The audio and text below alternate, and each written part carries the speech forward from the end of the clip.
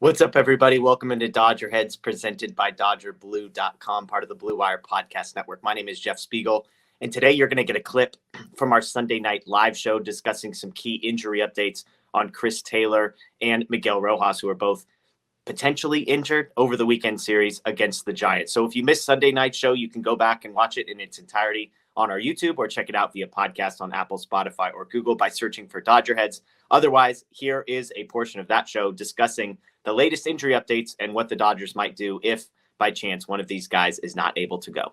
Enjoy. Let's talk a little bit about Chris Taylor and Miguel Rojas, some injury scares that the Dodgers have experienced over the past couple of weeks. Matt, give us the latest. Both of these guys were hit by pitches. Miguel Rojas a couple days ago. Chris Taylor on Sunday was hit on the knee. What's the latest? Are either of these guys in danger of missing some postseason time? Yeah, fortunately, as of now, it doesn't seem that way. And honestly, looking at both players when they got hit, like the Dodgers, I think Dave Roberts said they dodged a bullet with Rojas. I mean, you could apply that to Taylor today as we're recording this Sunday as well.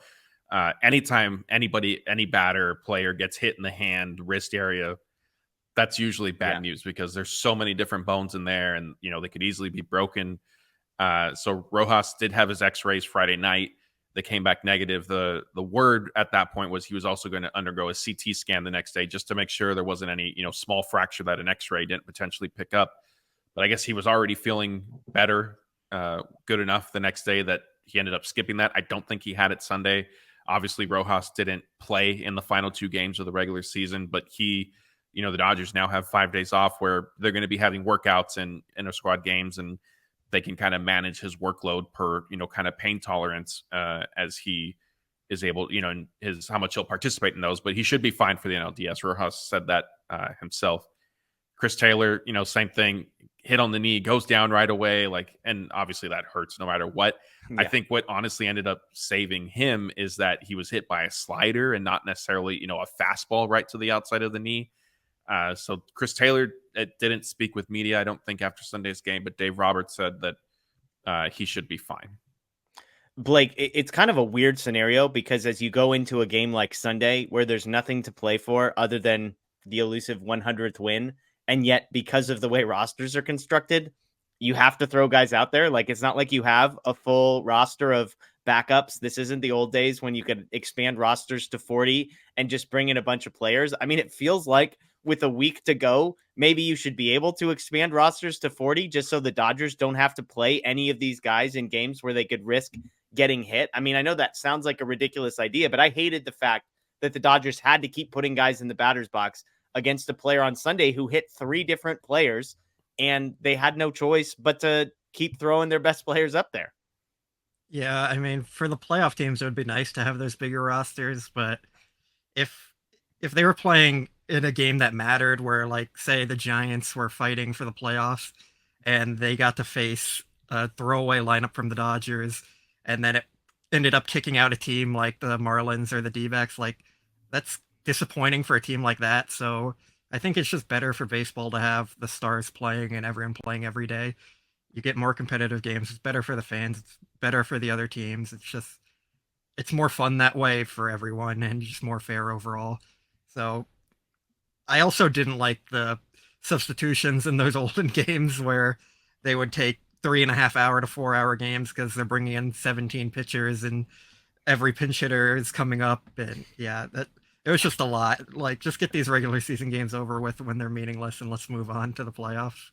Matt, if Taylor or Rojas were to miss some time, obviously Rojas at shortstop, that would presumably mean Mookie Betts would be seeing a lot of time at shortstop, I would imagine, unless they wanted to go Kike Hernandez and Ahmed Rosario, although both of those guys have historically, since coming to the Dodgers, have been platoon type players. Kike Hernandez less so than Rosario. Chris Taylor, sort of one of those platoon guys, so maybe his injury wouldn't have quite as dramatic of an impact. But I mean, both of these guys, if they were to miss even a little bit of time in the NLDS, would be pretty significant losses. Yeah, I mean, obviously, right now we can only operate on that they will be available for the NLDS. But, in Chris Taylor's case, he dealt with right knee pain earlier this season. And so now, getting hit on the knee by a pitch, that could be something that lingers. It's not just going to be oh, I'm okay today, and by Monday or Tuesday, it's fully gone.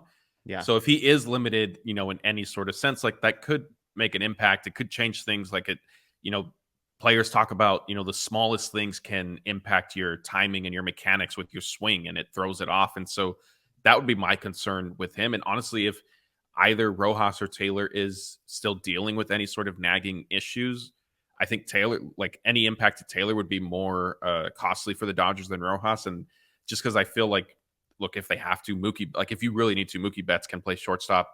Like you said, Kike Hernandez, Amed Rosario could as well. Whereas Chris Taylor, like they've moved him all around.